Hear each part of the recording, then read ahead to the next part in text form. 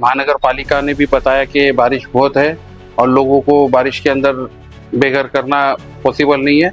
ये ऐसी बात हुई है और 3 हफ्ते का हमको अभी टाइम मिला है।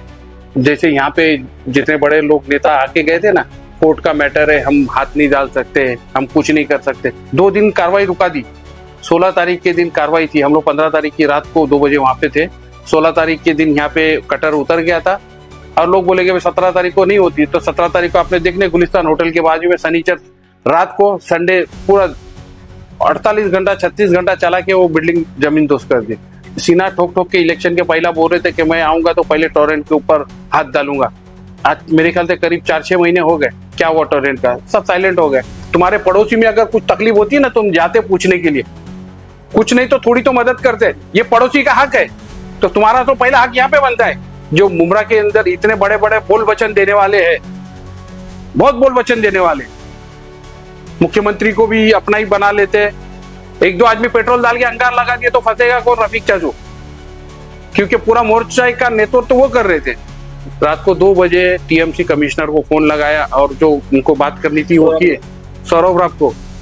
तो ये काम होता है, ये नेता होता है। मैं कुछ नहीं कर सकता, मेरा वार्ड नहीं, ये नहीं। कौन सा बताओ? एकनाथ शिंदे साहब का वार्ड है क्या ये? अमन पैलेस पे जो आप बता रहे कि 3 हफ्ते का अभी स्टे लगा हुआ है।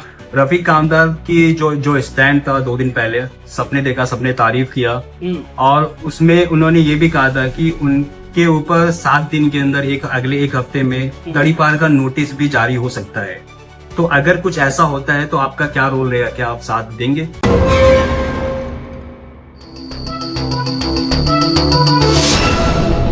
देखो, हाईकोर्ट के अंदर काफी लोग गए थे, मैं तो नहीं गया था।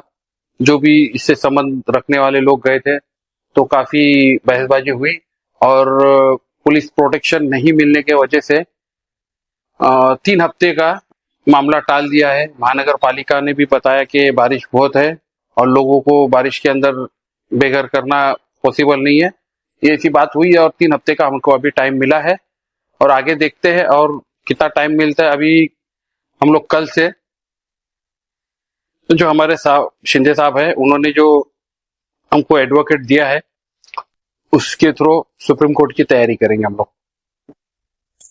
आपने एक इंटरव्यू में भी न्यूज में कहा कि कुछ लोग मुमरा के अंदर आज भी उनके आदमी जो है बिल्डिंगों से 50 लाख की वसूली करते हैं। हकीकत है, आपने कहा था, तो वो कौन लोग है? जाता उनका नाम का खुलासा करेंगे? नाम तो नहीं बता पाऊंगा मैं, मगर अगर कोई बोल देता है कि नहीं, ये तो मैं साबित करके बता दूंगा। अच्छा। हाँ, दूसरा मुद्दा और ये है कि ये जो अमन पैलेस को लेकर जो आप पेटिशन लोग फाइल कर रहे हैं, आपने एक इंटरव्यू में ये भी कहा था कि इसके बाद 53 बिल्डिंगों का नंबर। हाँ, अब लिस्ट है, पूरी लिस्ट है। और ये आज पिटीशन नहीं डाला, ये करीब करीब मेरे ख्याल से 3 साल का टाइम हो गया उसके, उस टाइम पे डाला है। और डालने वाला कोई दीवा का भोईर करके है, उसने वो मापा रोड से लेके खान कंपाउंड पूरी वो लाइन का डाला, 3 साल पहले डाला है।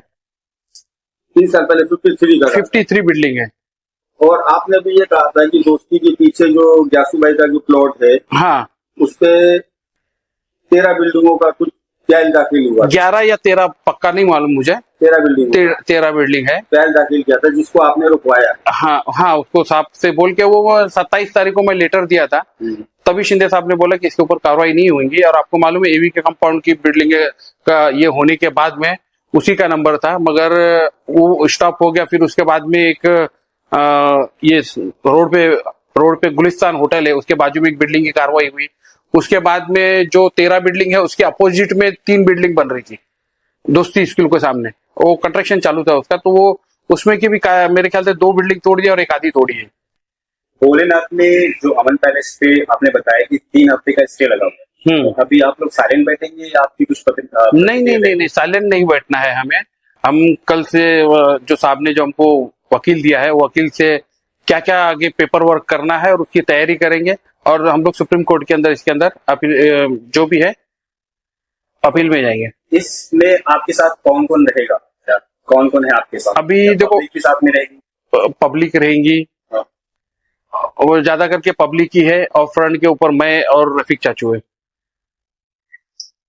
रफीक चाचू जो ये जो मुद्दा अमन पैलेस का उठाया आप उनके साथ है, तो थोड़ा पीछे हम जाना चाहते हैं कि 2 दिन पीछे तो आप लोग वहाँ पे गए थे, शिंदे साहब के पास गए थे, तो आपकी मुलाकात और रफीक चाचा की मुलाकात शिंदे साहब से हुई थी।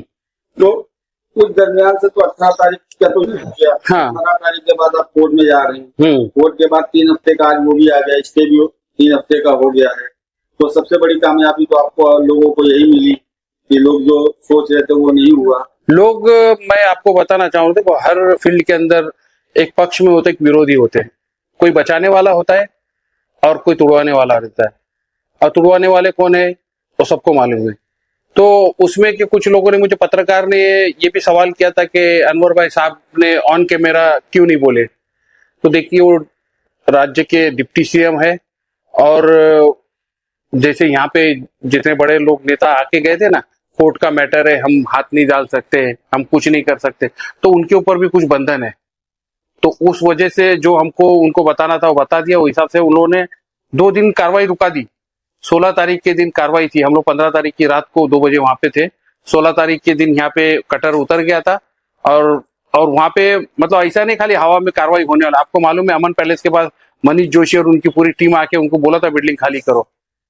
तो वो 16 तारीख को कार्रवाई होने वाली थी, और फिर 17 तारीख संडे था, और लोग बोले कि 17 तारीख को नहीं होती। तो 17 तारीख को आपने देखने गुलिस्तान होटल के बाजू में शनिचर रात को, संडे पूरा 48 घंटा 36 घंटा चला के वो बिल्डिंग जमीन दोस्त कर दी। तो साहब ने उसी दिन रुका दिया था। कमिश्नर को रात को 2 बजे फोन किए कि बारिश का मामला है, आप 2 दिन कार्रवाई मत करो, और बाद में कोर्ट का जो ऑर्डर आता है उसके हिसाब से फॉलो करो। अगर जैसे आप लोगों का ये मैटर क्लियर हो जाता तो जैसे अभी इनके कंपाउंड के अंदर जो 17 बिल्डिंगें टूटी है उनको बेघर किया गया है, तो क्या उन लोग के लिए लड़ाई लड़ेंगे आप? देखिए, मैं आपको मेरा एक उसूल है, मैं किसी के फटे में टांग नहीं डालता हूँ, बराबर है। मेरे पास अगर कोई आता है तो उसका सोल्यूशन कैसा निकालना है वो मेरा काम है, और मेरे बॉस एकनाथ शिंदे साहब है, मेरे को मालूम है वो निकालेंगे।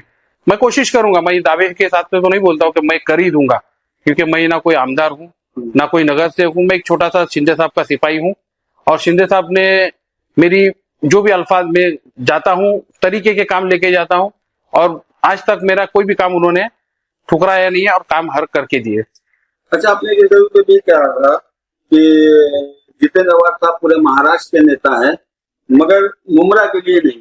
हाँ, तो इसका क्या मतलब है? आप नहीं मानते?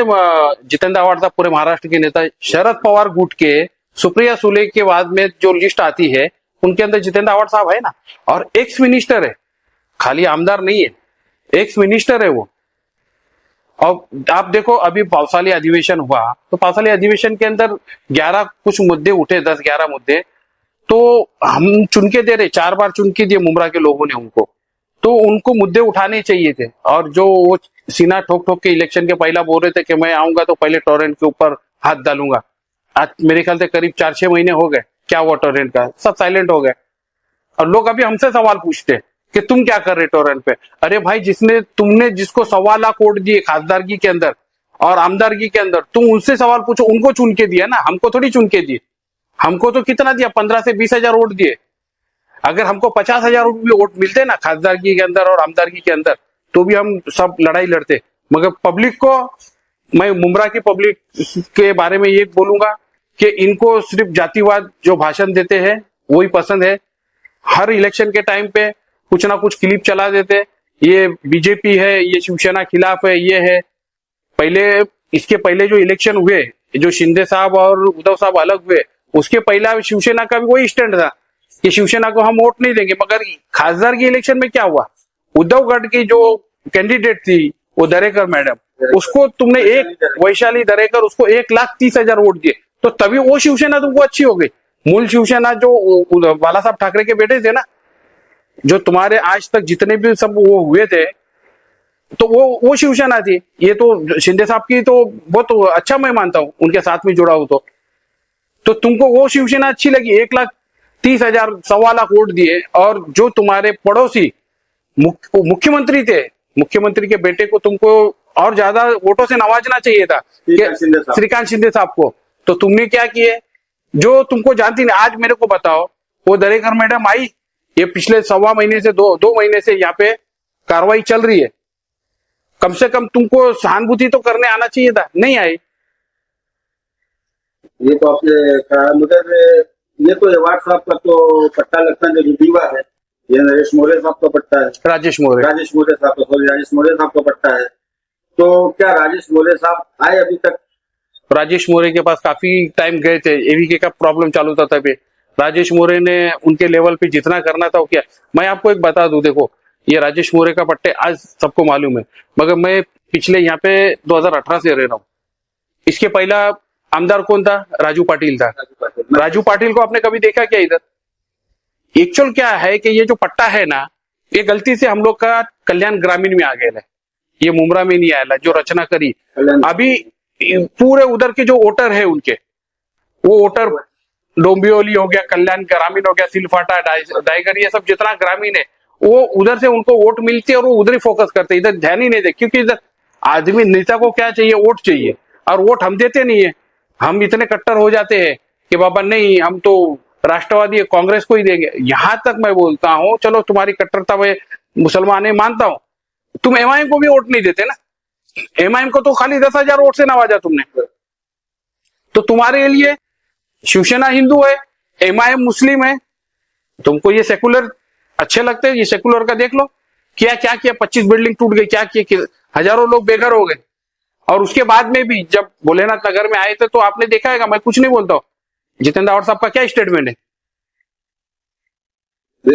और आपने जो बोले है कि यहाँ का उनका वार्ड नहीं है, कल्याण ग्रामीण है, ये कल्याण ग्रामीण है, कल्याण के ये व्हाट्सएप। हाँ, मैं आपको, आपने सवाल जो किया मैं उसका जवाब दे रहा हूं कि कल्याण के अंदर 15 अगस्त के दिन उधर के आयुक्त ने यह कहा था कि यहाँ पे मच्छी मटन नहीं खाने का 15 अगस्त के दिन दुकानें बंद रहेंगी। तो जितेंद्र आवाड़ साहब के इतना दिल पे लग गया वो कि जितेंद्र आवाड़ साहब ने फटक से प्रेस कॉन्फ्रेंस ली और बोला कि मैं 15 अगस्त के दिन वहां जाऊंगा और वहां मच्छी मटन की पार्टी करूंगा। और वो गए, दोपहर के टाइम पे वहां दावत किए। अच्छा, 15 अगस्त के दिन ऑन रिकॉर्ड है, मैं कुछ ऐसा मतलब घुमा फिरा के नहीं बोलता हूँ।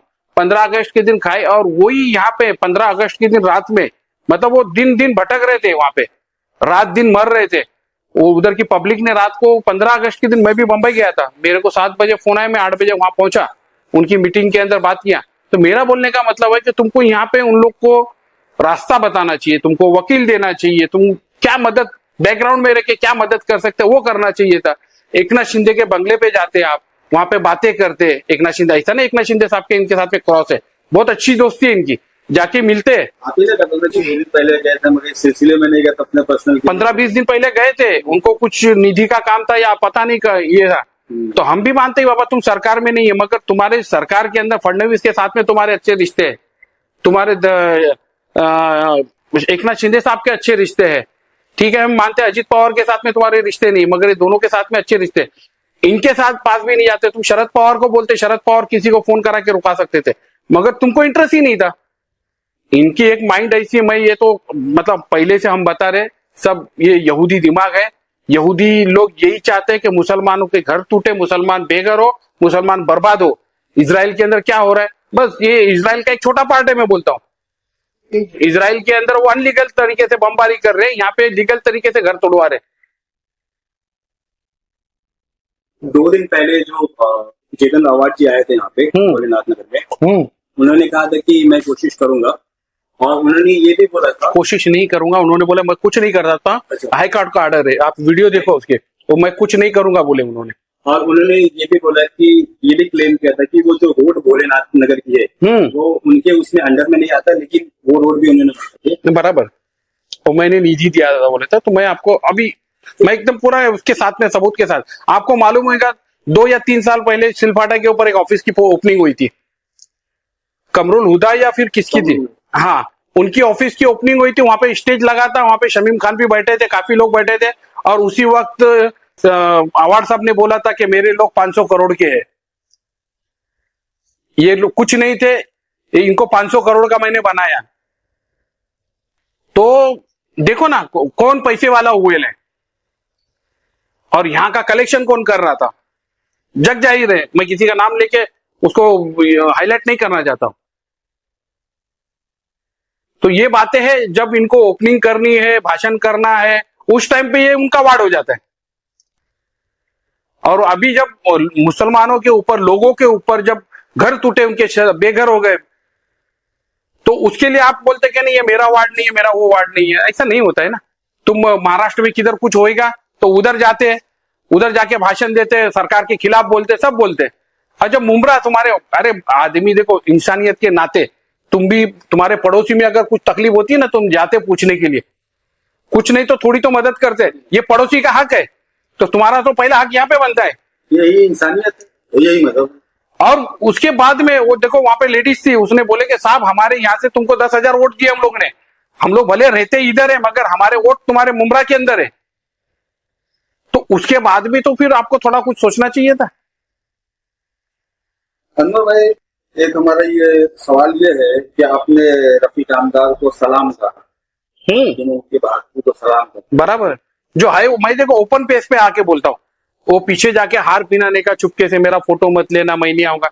उस दिन मैं गया नहीं वहां पे, मैं कुछ काम में मशरूफ था और मैं जाना भी बेहतर नहीं समझा, क्योंकि उसके पहले मैं यहाँ पे ये 11 बिल्डिंग का 27 तारीख को, मेरे ख्याल से ये 13 तारीख का कुछ वो था प्रोग्राम उनका, मैं 27 जुलाई को साहब को लेटर दे दिया था और काम रुकवा दिया था। मेरे को मालूम है कहाँ से काम रुकना है, तो मैं बोला मैं नहीं जाऊंगा, मेरे पास अगर कोई आएगा तो मैं जाऊंगा। उसके बाद में फिर रफीक भाई के ऑफिस पे गया, उनको शॉल और हार पहना के उनका सत्कार किया कि मर्द आदमी है जो मुमरा के अंदर इतने बड़े बड़े बोल वचन देने वाले हैं, बहुत बोल वचन देने वाले, मुख्यमंत्री को भी अपना ही बना लेते, मगर उनके ऊपर भी तो उंगलियां उठने लगती, तो करना चाहिए ना तुमको।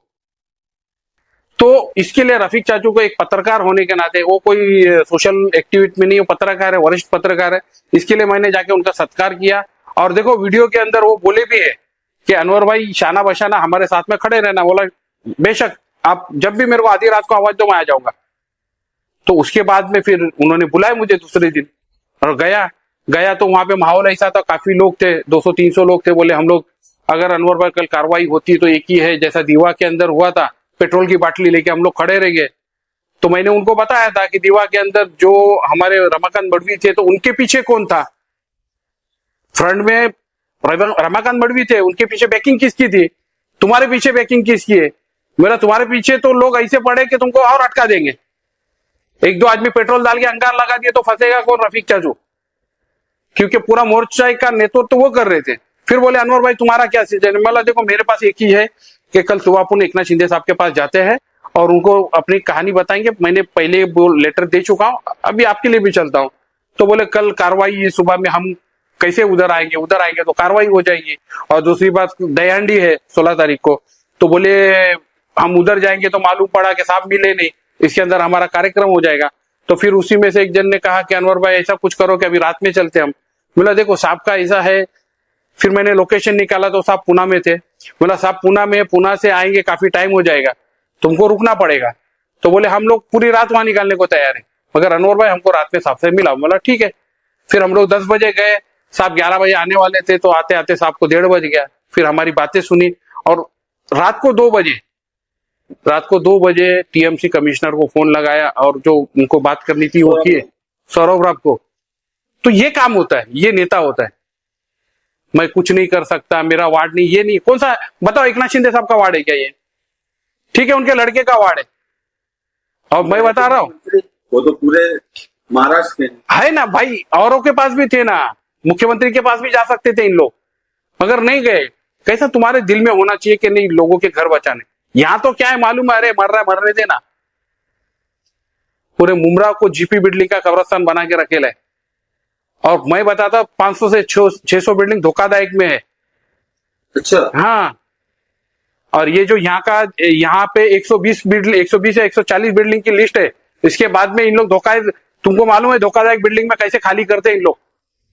और दूसरी बात मैं तुमको बोलता हूं, अभी तक किसी के चैनल पे नहीं बोला, मैं आपको बोलता हूं, ये इनके आदमी राष्ट्रवादी वाले, इनको जो बिल्डिंग है ना 3-3, 4-4 माले की बिल्डिंग है, इनको धोखादायक करके वहां पे 9 से 10 माले की बिल्डिंग बनाते इनके आदमी। मैं कितनी बिल्डिंग तुमको बता देता हूं, और वो सिर्फ एक तो बता दीजिए, दादा एक दो बता दीजिए।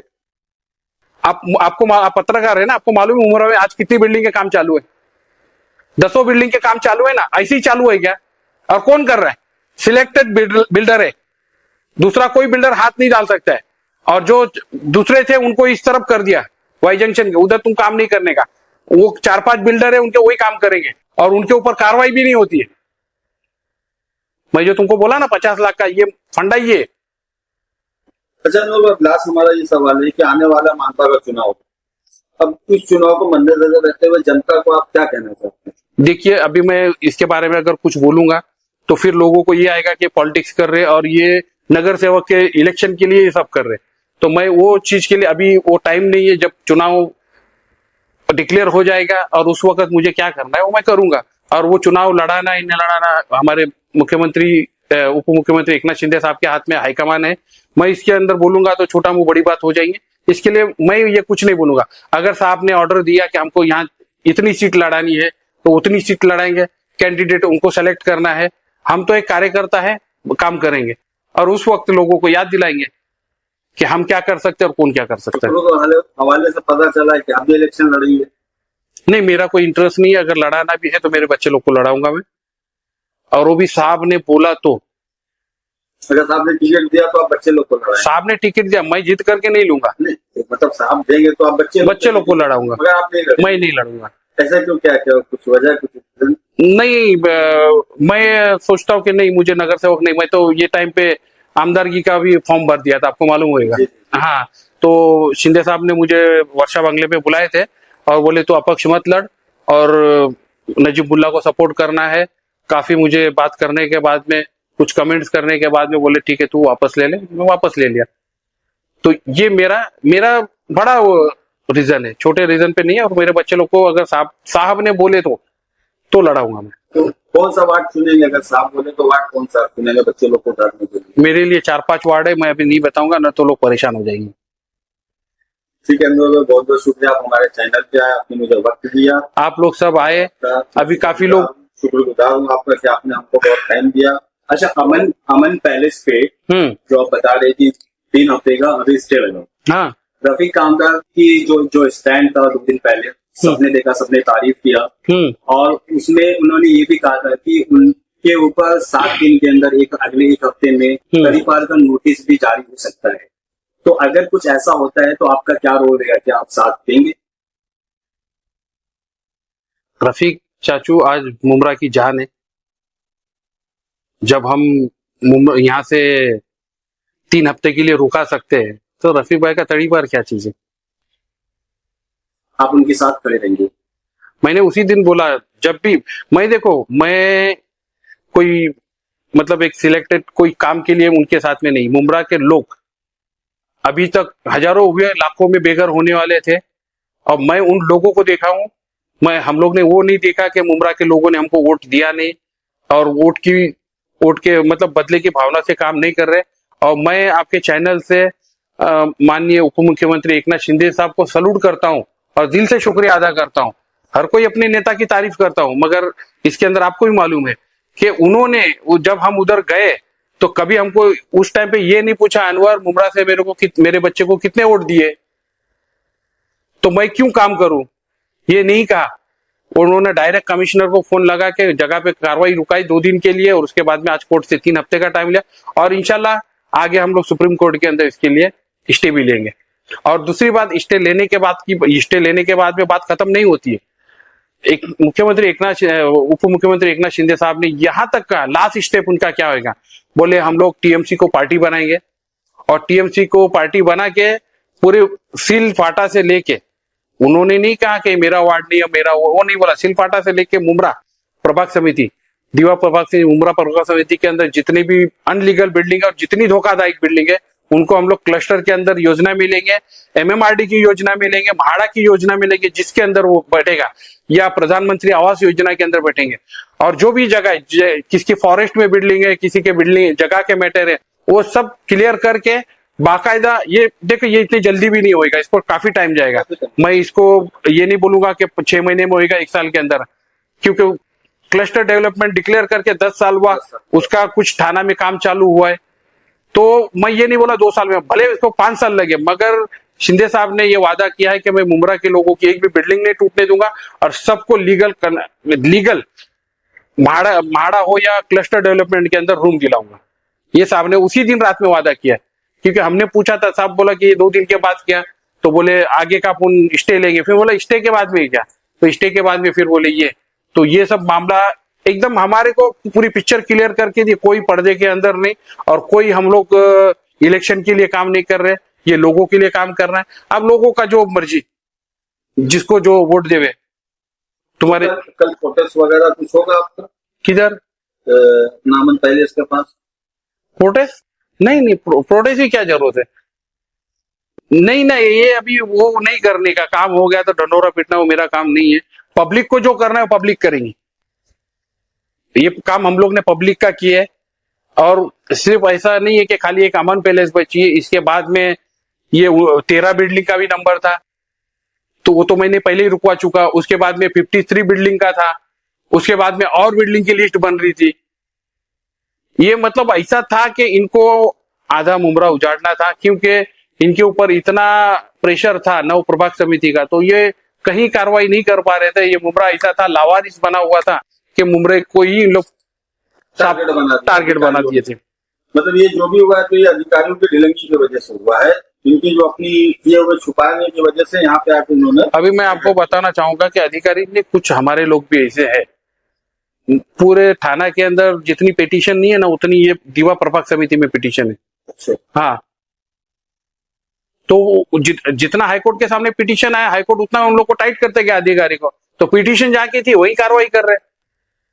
तो मैं आपके जरिए जो भी है, आपने अपने 4-5 लाख के मुफाद के लिए उन पिटीशन वालों से दरख्वास्त करूंगा कि ऐसे मत करो। हजारों लोगों के, तुम्हारे एक 5 लाख के चक्कर के अंदर हजारों लोग बेघर हो रहे ले, ये मत काम करो।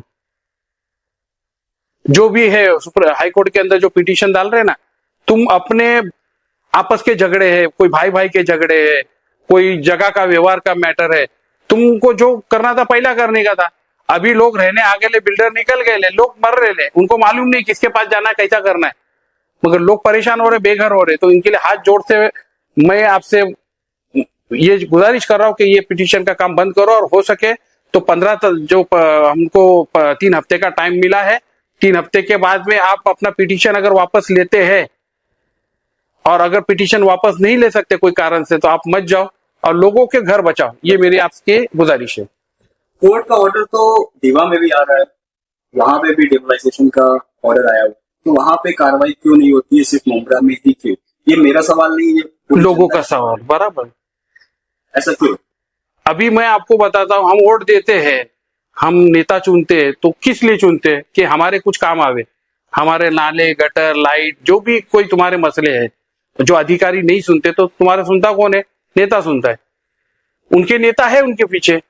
हमारे नेता लोग ने हाथ उठा लिया कि हम कुछ नहीं करते, तुम सब कुछ कर सकते, मगर नहीं करना चाहते। तुम कोर्ट के आदेश को चैलेंज कर सकते हैं नेता? नहीं, मैं आपको बताता हूं, ये हाई कोर्ट का ऑर्डर था। जैसा लोअर कोर्ट होता है, लोअर कोर्ट के बाद में हाई कोर्ट होता है, हाई कोर्ट के बाद में सुप्रीम कोर्ट होता है, और मैं बताता हूं सुप्रीम कोर्ट के बाद में भी है ना, राष्ट्रपति भी है। राइट, बराबर ना, लोगों की फांसियां वगैरह होती तो वहां पे अपील डाल के होता है। तो हम तो अभी खाली हाई कोर्ट में थे, हाई कोर्ट से सुप्रीम कोर्ट में तुम डाल सकते थे, तुम्हारे पास एक से एक एडवोकेट है।